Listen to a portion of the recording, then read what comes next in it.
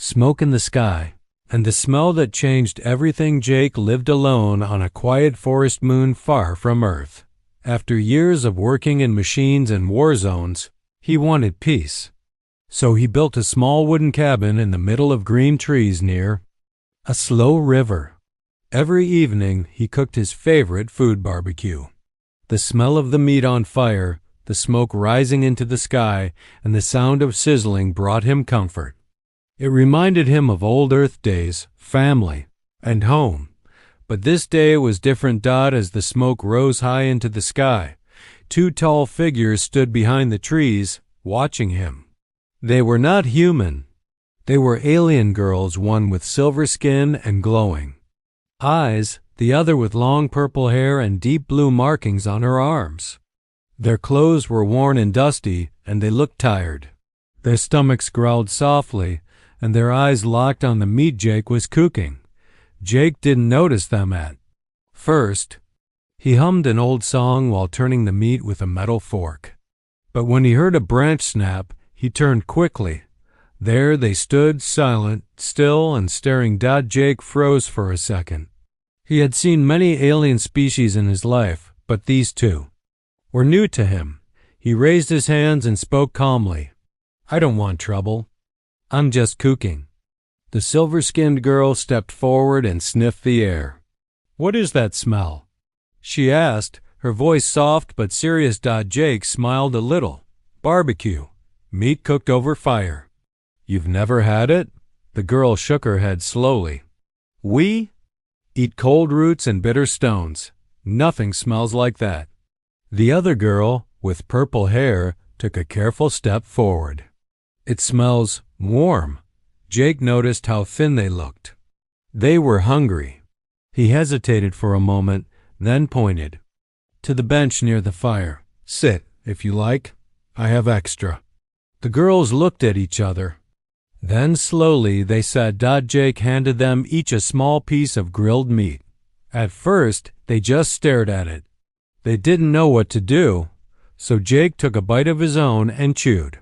The silver-skinned girl followed, carefully placing the meat in her mouth. And then something strange happened. Her eyes widened. She didn't speak. Her hands began to tremble. She looked at the meat like it was a miracle. The purple-haired girl ate hers next and let out a small, broken sound, like a whimper of joy. "This," the silver one said, "this is what love tastes like." Jake laughed, thinking it was a joke. "It's just meat and spices." But the alien girls didn't laugh. They looked at Jake with wide eyes. "No," said the purple-haired one. "This is something else. We feel different now." Jake blinked. "Different how?" The silver-skinned girl touched her chest. "Something warm inside, like something was empty before, and now it is full." Jake looked at them, confused. But he noticed something. Their eyes were not just hungry, they were emotional. He had seen that look before, not in war, not in space, but once, long ago, when someone he loved tasted his food and cried. "You're serious," he said slowly. Both girls nodded. Then the silver one stood. "What is your name, human?" "Jake." She stepped closer. "I am Risha. This is Kalni." Kalni smiled shyly. Jake nodded. "Nice to meet you." Risha took a deep breath. "Jake, in our tribe, food is sacred. When a male cooks for a female, it is a deep act. It is a sign of bonding, of joining." Jake raised an eyebrow. "You mean like a proposal?" Risha nodded. "Yes, feeding us like this. You have touched something ancient in us." Jake looked around, a bit nervous now. "Well, I didn't mean to. I was just being kind," Kalni whispered, "but kindness is rare." Jake stayed quiet for a moment. The air felt heavier now, more serious. He looked at the empty plates and the happy faces. Then he smiled. "You can come back tomorrow if you want. I cook every evening." The girls looked at each other, eyes full of something Jake couldn't name. Hope, maybe, or curiosity. Or something even deeper, Risha said. We will return. And then they turned and walked back into the forest, leaving behind the smell of cooked meat and a strange new feeling in the air. Jake sat quietly, watching the fire. He didn't know what he had just started, but something had changed, and it all began with the smell of barbecue. They came back with gifts and questions. Jake thought it was over. He believed the two alien girls would forget the food, forget him, and never come back. But he was wrong. The very next evening, just as the sun dipped behind the trees, strange lights flickered through the woods. Jake stepped outside, wiping his hands on a towel, and froze. Risha and Kalni were back. But they weren't alone, and they weren't empty-handed. Each girl carried a bundle wrapped in soft alien cloth. Their eyes sparkled, and they looked more alive than before. Kalni even smiled brightly when she saw Jake. We brought gifts, Risha said, holding out a small basket filled with glowing blue fruits. Jake blinked. You didn't have to. Kalni stepped forward and placed something near his cabin. Dora cloth filled with spices, strange herbs, and even a small bottle of golden oil. We want to help you cook again. Jake looked at the gifts, then at the girls. Something had definitely changed. Their energy was different. Last time, they came hungry. This time, they came full of purpose. Jake smiled. All right then. Let's make dinner. As he fired up the grill again, Risha and Kalni sat on the same bench, watching closely. They didn't speak at first. They just watched his hands, his tools, the way he handled the flames. Their eyes followed every movement. It wasn't just interest, it was fascination. Kalni finally broke the silence. Why do you do this every day? Jake shrugged. Back on Earth, this is how families gather. Cooking together, eating together, it means we care. It reminds us of who we are. Risha nodded slowly. In our tribe, food is fuel. Cold, dry, without joy. Jake looked at her. You don't eat together? Not with emotion. Not like this, Risha replied. The meat sizzled, smoke rising again. This time, it was mixed with the scent of the alien spices the girls brought. The smell was rich, deep, and new even to Jake. Kalni leaned in. On our world, only bonded males and females share warm food. It's not common. Jake laughed softly. Then I guess I'm breaking rules. Risha looked serious. You are changing rules. As they ate, Risha asked, do human males choose only one female? Jake raised an eyebrow. Most do. Some cultures allow more, but love is usually between two people. Kalni tilted her head. And you? Have you chosen someone? Jake hesitated. He looked down at his plate. Not anymore. I had someone, but I lost her long ago. Both girls became quiet. The mood shifted. Risha's voice softened. I'm sorry. Jake nodded, forcing a small smile. Life moves on. Kalni looked at him with deep eyes. We don't understand humans fully, but when you gave us that food, it touched something inside. We couldn't stop thinking about it. Jake smiled. Well, I'm glad you liked it. Risha leaned forward. It's more than like. That feeling stayed with us. It spread. The others noticed. Jake paused. Others? Risha nodded. More females are asking what the smell was, what the taste felt like. They want to see it too. Jake laughed nervously. I didn't mean to start a movement. Kalni smiled, almost playfully. Too late. Just then, a strange sound echoed through the woods, a distant howl followed by soft whispers. Risha stood, her eyes alert. We must go. Too many eyes now. Jake stood. With them. Will you come back? Risha looked him straight in the eyes. If you let us. Jake nodded. The grill's always hot. Kalni leaned in close. Then we'll bring something special next time. As they turned to leave, Jake called out, "Why are you doing this?" Risha stopped. "Because you made us feel chosen, and we've never felt that before." Jake stood there long after they disappeared into the forest. He stared at the gifts, the empty plates, and the fire that still glowed. Something was happening, something he didn't understand. Yet, it wasn't just about food anymore, it was about connection. And the forest wasn't so quiet anymore. Asterisk, A. Feast turns into a proposal. 3 days later, Jake stood by the fire pit, rubbing spice into fresh meat. But this time, he wasn't cooking. Just for himself or even for Risha and Kalni. No, this time he was preparing for something bigger. Something strange had begun. Since the first visit, more alien girls had appeared watching from the trees, whispering behind the bushes. None of them spoke, but all of them stared at the smoke like it was magic. Every day, someone brought him something: fruit, metal tools, cloth, rare stones. They never asked for anything in return. Just one thing: more barbecue. Tonight, Jake decided to make it special. He built a large fire. He cleaned every piece of meat. He even made a spicy sauce using the alien herbs Risha gave him. It smelled powerful and sweet, like something ancient and wild. As the smoke rose high into the air, the forest around him changed. They came in silence. Risha and Kalni walked ahead, dressed in strange bright colors, ceremonial maybe. Behind them followed at least 10 other alien women, each carrying something in her arms. Some had baskets of flowers. Others held odd glowing stones or feathers that sparkled in the dark. Jake was stunned. Is this a party? Risha gave him a serious look. It is a gathering. A feast. And a question. Jake blinked. A question? Kalni nodded, stepping close.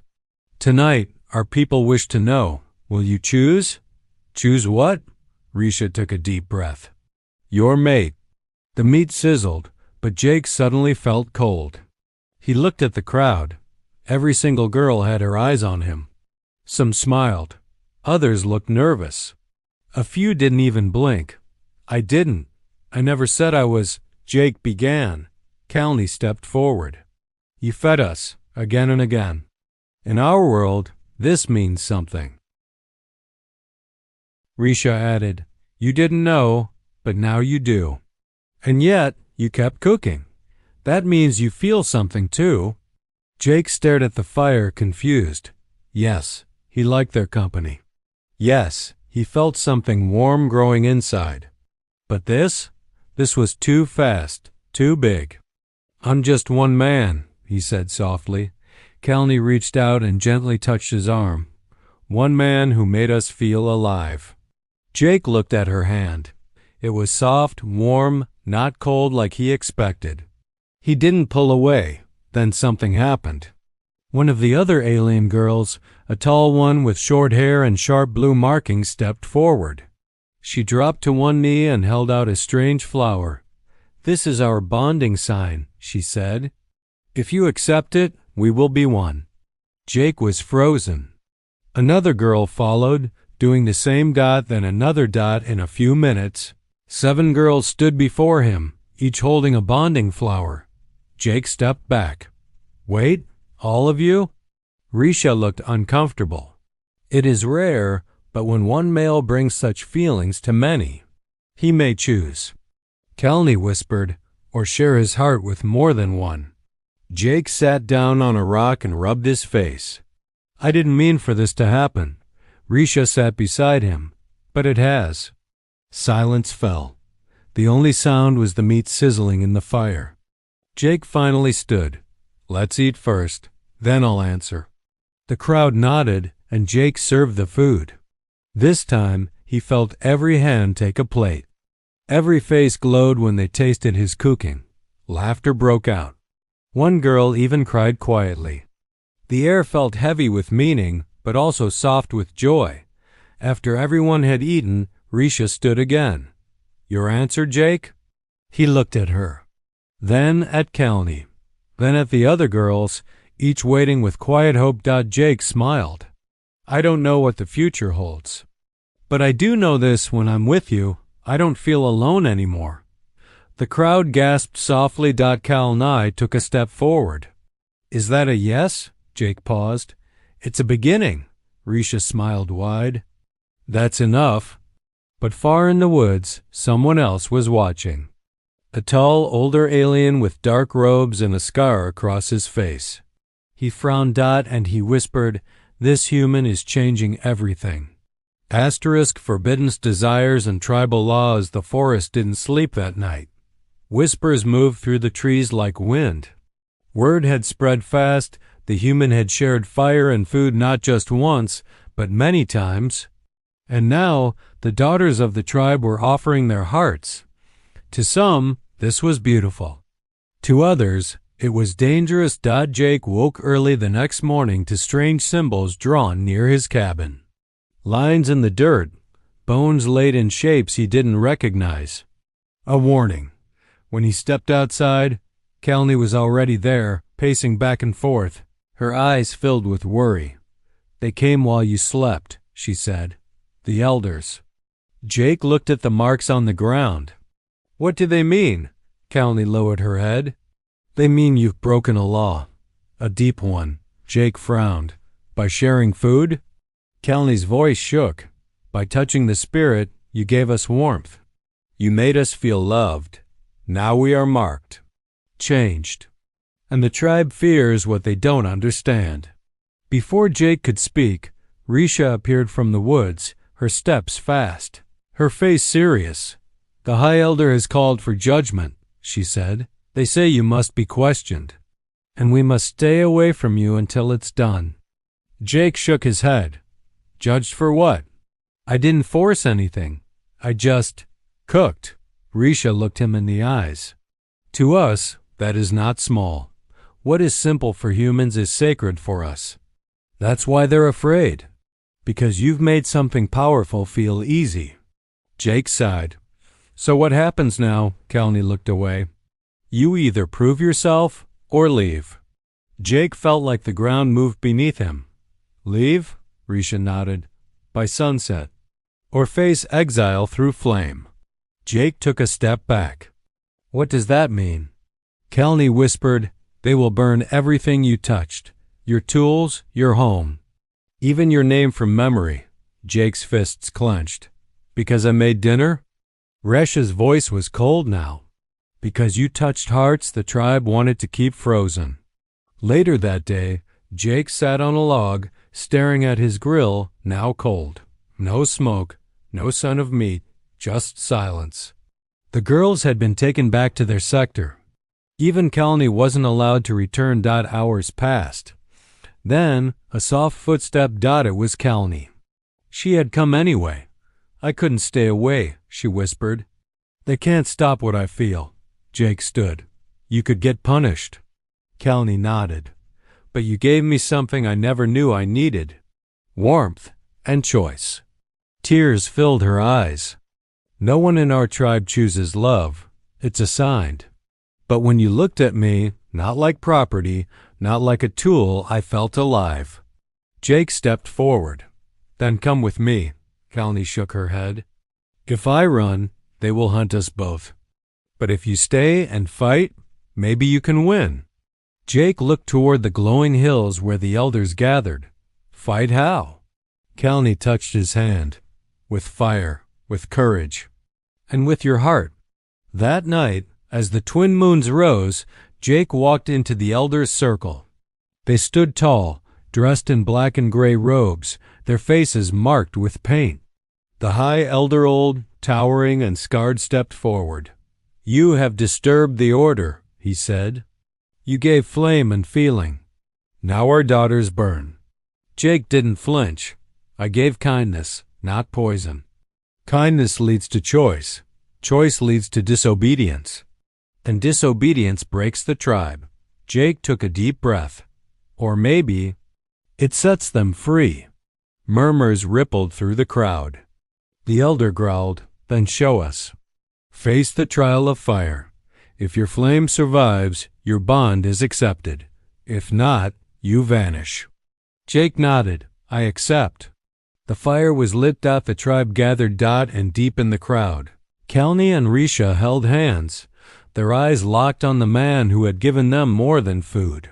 He had given them something far more dangerous. Hope. Risking his life for her, the fire blazed high under the dark twin moons. Jake stood in front of the burning pit, eyes steady, heart pounding.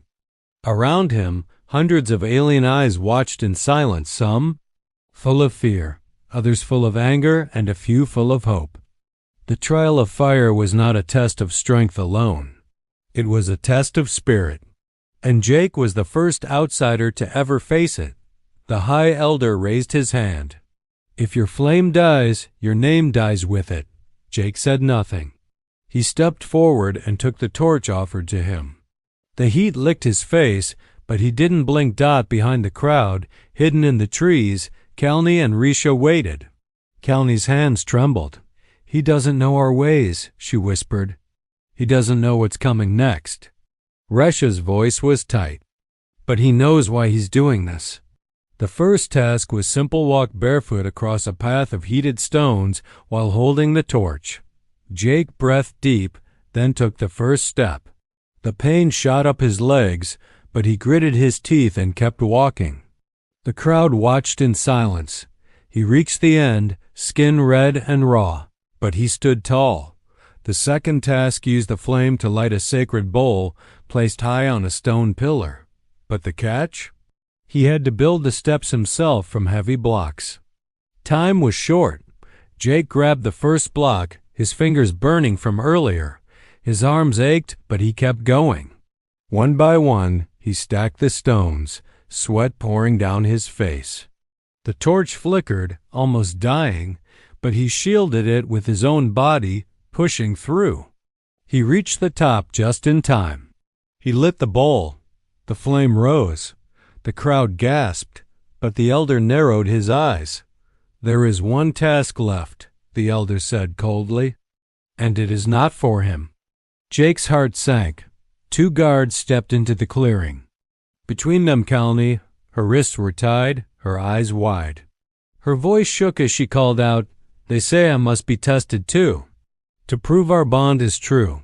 Jake stepped forward. "No, leave her out of this." The elder raised his hand. "If your love is strong, you will save her. If not, she will burn." A ring of fire was lit around Kalni, controlled by hidden gas vents. She stood on a small stone in the center, smoke already rising around her. Jake didn't wait. He dropped his torch and ran. The heat was intense. The ring burned brighter the closer he got. His arms covered his face, his feet moved fast, stones cutting, flames biting. But he didn't stop. One leap and he crashed through the fire. Kalni cried out as Jake reached her, grabbing her tightly, shielding her with his own body. He quickly untied her hands. The flames rose again. They were trapped. Jake looked around. No way out. He did the only thing he could. He picked her up, held her tight, and ran straight through the wall of fire. The pain was like knives on his back. But he didn't let go. He fell on the ground outside the ring, coughing, skin burned in patches, but alive. Kalni clutched him, tears falling from her eyes. She whispered, "You came for me." Jake smiled weakly. "You brought spices. I had to return the favor." The crowd was dead silent. The High Elder stepped forward slowly. He stared at Jake, then at Kalni, and for the first time he bowed. "You have done what no male of our kind has dared," he said. "You ran into fire. Not to conquer, but to save." Risha ran to them, kneeling beside Jake. "The fire chose you." "And so do we." Around them, alien girls dropped to their knees. Some cried, some smiled. Some looked at each other as if they too had just awakened from a cold dream. Jake sat up slowly, holding Kalni's hand. "So, what happens now?" The elder looked at the fire, then at the stars. "A new law begins," he said, and the old one, written in fear. turned to ash. Asterisk, the trail of smoke and flame. The next morning, the forest felt different. The air still smelled like smoke, but it wasn't heavy anymore. It was soft, like the scent of something new beginning. Jake lay inside his cabin, his back wrapped in cool leaves, his burns carefully treated with alien herbs. Kalni sat beside him, watching over him like a guardian. "You shouldn't have run into the fire," she whispered. Jake smiled through the pain. "You ran into my life. It seemed fair." Kalni blushed, her fingers gently tracing his hand. "No one has ever chosen me before, not like this." But outside, while love filled the small cabin, the tribe was in conflict. The High Elder's bow had shocked many. Some saw it as respect. Others saw it as weakness. The Elders' Council gathered in a stone circle, arguing. "He's human," one said. "He should not rewrite our ways." "But he showed more heart than any of our own males," another replied. "He cooked food. He lit fire. He saved a girl," a third muttered. "So now what? He leads us?" The High Elder sat in silence. For the first time in many cycles, he did not have a clear answer. While the council argued, Risha came to Jake's cabin. She brought news and something unexpected. "They want one final test," she said. "Not of strength, of spirit." Jake groaned, sitting up. "More tests? Haven't I passed enough?" Risha shook her head. "They say if you are to bond with Kalni and be accepted into the tribe, you must do something none of our kind dares." Jake raised an eyebrow. "And what's that?" Risha handed him a small carved mask made of bone and ash. "You must cook? Not just for the tribe, but with the tribe." Jake blinked. "That's it?" "No," Risha said softly. "You must invite the other males, and they must taste your food. If they feel what we felt, then peace may come. If they reject it, you'll be banished." Jake understood the danger. The tribal males had been silent so far, hiding behind tradition, avoiding emotion. If they saw him as a threat to their control, this could go badly. Still, Jake stood. "All right then, let's light the fire." By sunset, the forest clearing was filled with people. This time, it wasn't just women. Male warriors, hunters, and elders sat around the circle, arms crossed, faces unreadable. Jake stood by his grill, the fire burning strong. Kalni and Risha helped him prepare, cutting the meat, sprinkling herbs, mixing sauces. It was more than food now. It was a statement. A bridge. As the scent filled the air, whispers spread. Some men looked confused. Others licked their lips against their will. The younger ones leaned forward first. Jake served the first plate to fast plate to a boy no older than 16. The boy hesitated, then took a bite. His eyes widened. He sat down slowly, chewing in silence. Then another male stepped up. Then another. Soon, even the strongest warriors were tasting the food. Some cried. Some laughed for the first time in years. One of them stood and said in a rough voice, "Why? Why does it feel like this?" Jake answered, "Because it's made to share, made with care. That's all it is." The High Elder finally stepped forward and took the last piece of meat. He didn't speak. He simply chewed, then closed his eyes. When he opened them again, he looked at the tribe.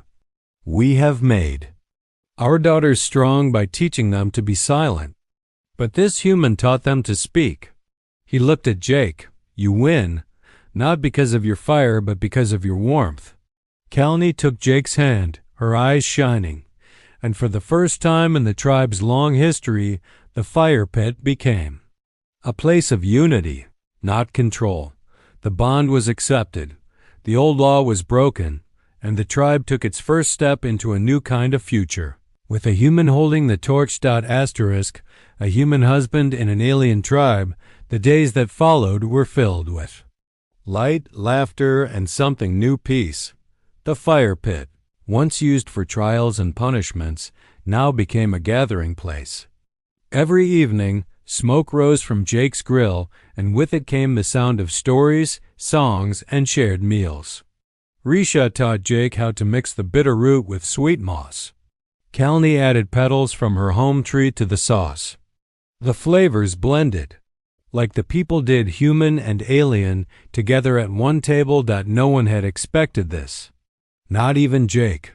He had come to this forest moon to escape, to disappear, to live alone with his memories. But now his cabin was full of laughter, of footsteps, of life, and of love. Kalni's presence by his side was no longer strange. It felt natural now, like she had always belonged there. Her smile came easier. Her laugh no longer hid behind fear. And at night, when the stars blinked above the trees, she would curl beside him and whisper things she once never dared to say. You saved me. But more than that, you saw me. Jake would hold her close and reply, I didn't save you. You brought me back. The tribe had changed too. Males who once spoke only in orders now helped slice fruit. Warriors sat beside children and learned how to cook. And the high elder, once cold and stiff, often came by with a small jar of spice, offering it with a quiet nod. One morning, Kalni disappeared. Jake searched the clearing, then the woods. Panic rose in his chest.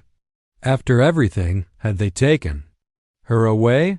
But then she returned glowing, smiling, and holding a small object in her hands. I need to tell you something, she said softly. Jake looked at her face. Something was different, brighter, fuller. What is it? She placed his hand on her stomach. The fire lives on, inside me. Jake stared at her, eyes wide.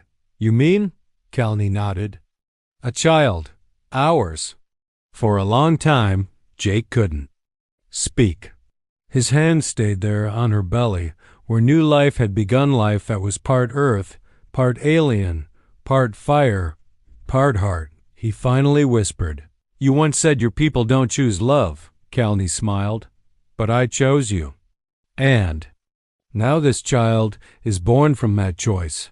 The news spread quickly, but there was no anger, no fear, only wonder. Elders touched Kalni's stomach and spoke old blessings. Young girls danced around her with flowers. Even Resha cried, holding her sister in her arms. This child, the High Elder declared, will not belong to one world. It will belong to both. Jake stood beside Kalni, his arm around her. Then let's make sure both worlds are worth belonging to. That night, they lit a new fire. Not one for cooking, not one for testing. A fire for family. Jake held Kalni's hand under the twin moons, the tribe circling them, singing in voices that echoed through the trees. And as the stars above blinked quietly, the smoke rose high into the sky, carrying the scent of change, of hope, and of a future born not from power or war, but from a single bite of warm barbecue.